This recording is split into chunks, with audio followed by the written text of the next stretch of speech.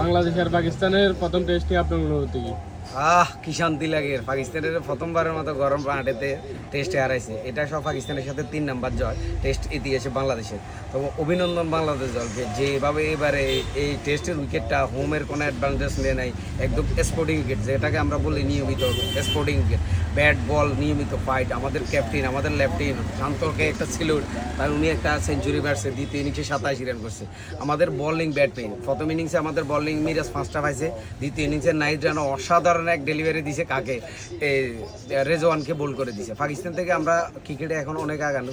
পাকিস্তানের যে bowling side, আগে বলতো পাকিস্তানের যে বোলিং সাইড, ওইটা কিন্তু এখন আমরা আর দেখতেছি না। বাংলাদেশের বোলিং সাইড অনেক ভালো ছিল। বাংলাদেশে ওভারঅল মিলে এই টেস্টে কোনো অভিযোগ করা যাবে না। বাংলাদেশ ওভারঅল সব কিছু মিলে, ফিল্ডিং বোলিং ব্যাটিং সব মিলে বাংলাদেশ অসাধারণ খেলছে।